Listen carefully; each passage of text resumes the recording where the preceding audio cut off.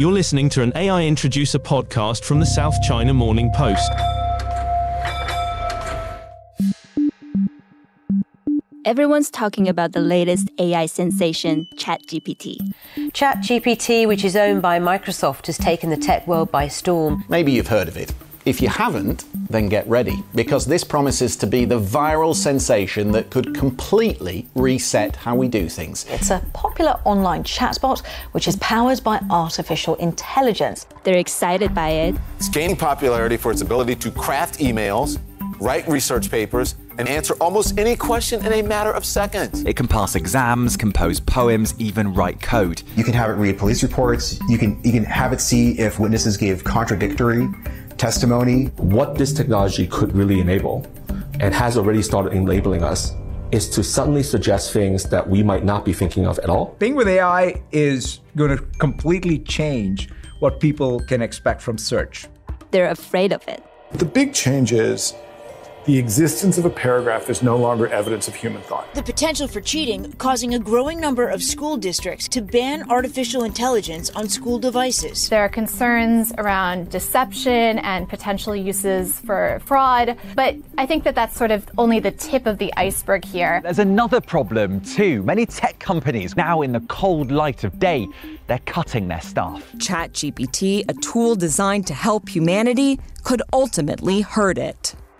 They're seeing if you notice the difference between what a human writes and what an AI can write. ChatGPT. Is it possible to spot AI-generated text? Can you tell which magazine is an AI-generated photo? Can you tell the difference between a Year 6 student and AI? Bot or not? So what's happening in China? And more to the point, what are China's big tech companies doing to catch up with Microsoft and ChatGPT? That's what we're going to find out in this episode of the Inside China podcast. Hi, my name is Xin-Mei Shen. I'm a tech reporter for the South China Morning Post here in Hong Kong. The latest reports are that more than 1 million people have joined the wait list to get access to the new ChatGPT-powered version of the Microsoft search engine Bing. And in China, a research note recently issued by industry analysts at UBS says more than 100 million people in mainland China have accessed ChatGPT in the past 2 months, which is pretty good for something that's not being made officially available to China. And no, it's not being censored or actively blocked. In fact, tens of millions of people on Chinese social media, particularly Weibo, are all asking very similar questions to what's being asked right now in the US, Europe, and Australia. Hashtags like, will ChatGPT replace teachers? And 10 professions that could be replaced by ChatGPT have received hundreds of millions of views. And one particular quote by a famous American academic, a man known as the father of modern linguistics, received more than 50 million views. ChatGPT is basically high-tech plagiarism. It's a system that accesses an astronomical amount of data and finds regularities, strings them together, looks more or less like what somebody could have written on this topic. Basically plagiarism, just happens to be high-tech. That's the voice of Noam Chomsky speaking on a YouTube channel called EduKitchen.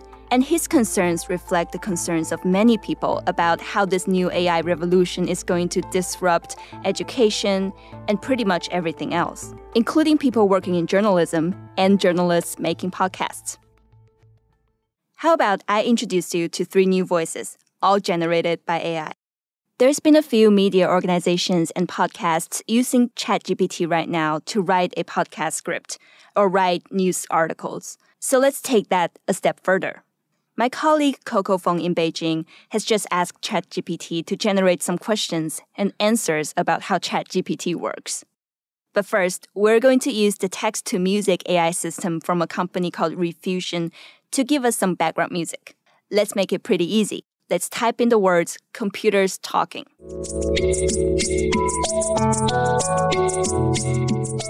Okay, that sounds not annoying. Now let's find some text-to-voice AI systems.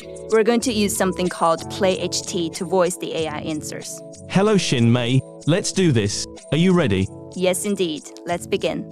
ChatGPT. Can you give us some examples of the kinds of tasks that people might use you for? Sure. I can be used for a wide range of language tasks, including language translation, text summarization, question answering, and even creative writing.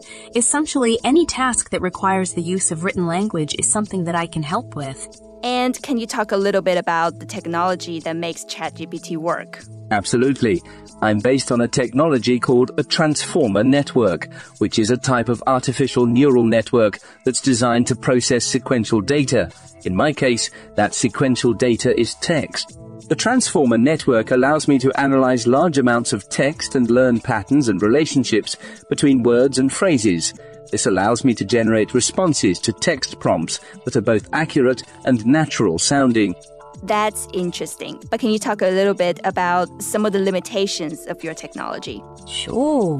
While I can generate responses to a wide range of text-based prompts, there are still some limitations to my abilities. For example, I don't have the ability to understand the world in the same way that humans do. I can't see or hear, so I can't generate responses to prompts that require visual or auditory understanding. Additionally, while I can generate creative responses to text prompts, I don't have emotions or a personal perspective like humans do, so my creative output can sometimes lack the depth and nuance of human-generated content. So let's get some humans to tell us how this latest tech revolution is being received in mainland China. Coco and Ben Jiang are two of my colleagues on the SCMP Tech Desk. They're based in Beijing, and they've been reporting on the hype around ChatGPT as well as how China's big tech companies are racing to catch up. Hi, Coco. Hi, Ben. Hi, Xiaoping. Hello. Let me start by asking you both, how would you describe the reaction to ChatGPT in China? We've seen how Google was shocked by Microsoft taking the lead in this technology. What kind of response are you hearing from China's big tech companies? So there have been a lot of sensational talks about ChatGPT developments in China as well. I tuned into this online webinar hosted by a local news portal. So one of the things that captured my mind from that chat was there are some experts comparing the advent of ChatGPT to the moon landing moment. This is what Yuan Jinghui, a computer scientist and also a founder of Beijing-based startup OneFlow, said. Only humans develop language capabilities. That is the jury atop the crown of human intelligence. And the natural language processing capability demonstrated by ChatGPT is the jury atop the crown of artificial intelligence. This is why they're comparing this to the moon landing moment. I think for them ChatGPT might be a small step for AI bots, right? But that's actually a huge step for the whole AI industry. So that's where the comparison is coming from, I guess. And then there have been a lot of companies rushing to making announcements about their products, baking similar services into their product offerings. Well, some of them actually have years of technology investments and resources pour into this industry, like Baidu. But some other companies are just hijacking the news. I think that's one company that I think I remember, the luxury e-commerce company. They put out an announcement, said they're going to integrate this kind of ChatGPT services into their website, which is an e-commerce website where you buy luxury items. So they didn't really elaborate on how they're going to seriously baking this into their service. But I think their stock price rose by more than 120% on the news. That's the hype. So other than Shiku, which is trying to hijack the news, but Baidu, is gonna launching their Ernie bot or Wenxing in Chinese, integrating the service into their search engine, which is similar. I think it is similar to how Microsoft integrated ChatGPT into Bing. So that's Baidu, and then Tencent said they have some technology reserve or accumulation in this area, but didn't really elaborate on what they're gonna do. I think Coco has more, information on this as well. Coco, would you mind helping us unpack a bit more about Baidu's announcement for Ernie Bot? They only said that they're going to complete the internal test in March, but didn't really give us a time of when it will be officially available to the public. Besides Baidu, there are other companies that are working on similar stuff, including Alibaba. which is the owner of this SMP, they said they are testing a ChatGPT-like service that takes advantage of its years of research in large language models. And JD.com, it's another e-commerce giant. It said it will release an industrial version of ChatGPT, which is called ChatJD, which will be used in the fields of like retail and finance. And also NetEase is a big gaming company. It said recently that it will embed a ChatGPT-like service into one of its upcoming mobile games, but we don't know what it will look like. And also Wang Huiwen, who is the co-founder of Meituan. It's the biggest food delivery company in China, but he already quit the company in 2020. He said that he will form China's alternative to OpenAI.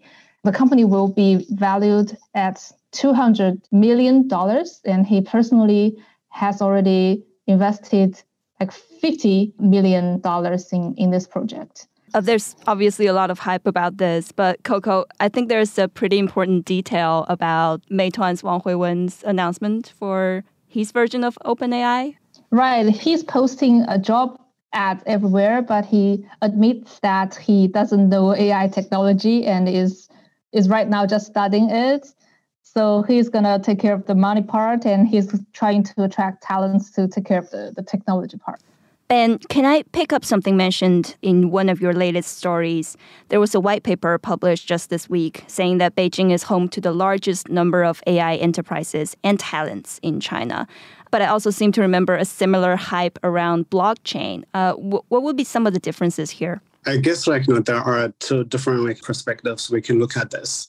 Well, we can see Beijing publishing this white paper saying it's going to pledging to support local companies developing ChatGPT similar services, right? But this is actually if you look at the upside, it's better Beijing throw its weight behind the companies instead of cracking them down. Right, after 3 years of technology crackdown, I think this is a positive sign. Despite anything, regardless whatever, maybe it's a hype, maybe it's not. We cannot draw that conclusion for now. But it's better Beijing supports something instead of cracking it down. That's one way to look at it. The other way is if we go over all those central government documents and policies unveiled in the past few years, there's always a mention of AI and chip and AI. So that's a different level of significance for Beijing to try, they're actually trying to rival the US on AI and chip. Since we're talking about chips, can we also talk about the US efforts of containing China's access to chips? How would that affect China's AI efforts? I had an interview with the local VC yesterday. I also asked them the same question, whether, this US inhibiting China's access to advanced chips while impacting the development of ChatGPT and also in similar AI technology in China, because developing or training ChatGPT or its language models requires a lot of computing power. So what they said is maybe there's a day like that in the future, but for now they don't see this is something we need to worry about. And overall, they said there's a trend of the AI companies trying to lower the cost for training AIs, meaning maybe they're gonna use some more cost efficient thing, use less powerful and chips in general. You can just you want to achieve this cost and efficient balance. You don't want to always use this chips. It's gonna consume up a lot of energy or computing power. So maybe something like that would never happen. They don't know that for now. Coco, one of the things we know that China is really good at is collecting data from the citizens, and huge amounts of data is what's required to develop AI. But we also know that China has heavy restrictions on what can be said or written. So what does that mean for China's version of ChatGPTs? How are Chinese tech companies going to develop their own ChatGPT style technology? I think for Chinese developers, they have to do it very carefully. They have to be innovative, but also play with rules at the same time. There isn't any available Chinese version of ChatGPT from the big tech companies, but there's one startup that they launched their version in January, and they claim it to be the first Chinese version of ChatGPT. The interesting point is that their service was suspended last week. And we talked to the founder of this startup. He said that they are going to bring in more reviews. He didn't mention the word censorship, but they are going to bring in more reviews of the content and also human content moderators before they can relaunch the service. In our interview with him, he especially said that it's different in China compared with overseas because the service needs more layers of filtering and processing in terms of text review. And also the other challenge that he mentioned about developing a ChatGPT alternative in China is that there is not enough material in the Chinese language available for them to train a model like that. Yeah, chatbots do have a fairly interesting history in China. Ben, can you recap for us the story about a previous AI chatbot that Microsoft launched in China? So Microsoft, which is a backer of OpenAI as well, they launched this a Chinese chatbot called Xiaoping or Little Eyes that was launched almost a decade ago. And then it was put from Tencent's QQ, the messaging app. Because when it was prompted to answer, what is your China dream? And then the short eyes responded, my China dream was moving to the United States and was put from the Tencent messaging app. This is an example of content moderation or content censorship in China. Since 2020, Beijing launched a campaign to crack down on big tech companies. But what's the mood like now in China tech industry, with this whole hype around ChatGPT? I think it's been the first good news for China's AI company in years. Most of the company have trouble making profits. Before this kind of ChatGPT service, their only profitable business was to sell the surveillance cameras to the government. And they had experienced the 2019-2020 U.S. entity list. Many of the giants have trouble accessing the U.S. semiconductor technology. And now there is finally another hype for them to ride on. So it's a good opportunity now. ChatGPT was developed by an American startup, but it can answer questions in Chinese. So what do we think could come next? Will China's Great Firewall work in Baidu's favor to block its Western competitors, or is it possible that Baidu will enter the English language market as well? What do we think might happen next? Well, speaking of Baidu entering another market, I remember Baidu launched a Japanese venture. They have this Japanese search engine, but it never really took off. And language, a Chinese language and English language are so distant from each other. I'm Chinese, but I can understand a lot of Japanese characters, so I can figure out some of the content there. I think that's my thinking was actually one of the things maybe rationale backing Baidu's move to Japan. They may be thinking that there's some similarities in the language, but for English, I think it's something definitely totally different. So I don't really see Baidu going to maybe another language market for now. And there have been some talks about the difficulty for Chinese AI companies to develop ChatGPT services or training language models. Because I heard a webinar by a AI and business analytics professor. So she was talking about why it's so hard for Chinese companies to train their language models. English language is descriptive. For Chinese, it's pictograph, right? Each word has different meanings, and this is actually same hurdle for search engine as well. It's easier for AI models to understand English, and it's harder for them. It's more a guessing game for them to understand Chinese. So maybe I think this uniqueness in the language of Chinese will stop Baidu from jumping into another language market for a long time before they can maybe well versed in their own market. Coco, can I ask, what do people in China think about Baidu's latest announcement for Ernie Bot? What do people expect, and what do you expect? I think me and my friends around me are very much looking forward to it, and we can't wait to use it and see if it's as good or worse or better than ChatGPT, and how does it work with the Chinese language, and will it do some evil things as ChatGPT did? Yeah, there is a lot to expect. Ben Jiang, Coco Feng, thank you very much. Thanks, Xiaoping. Thank you.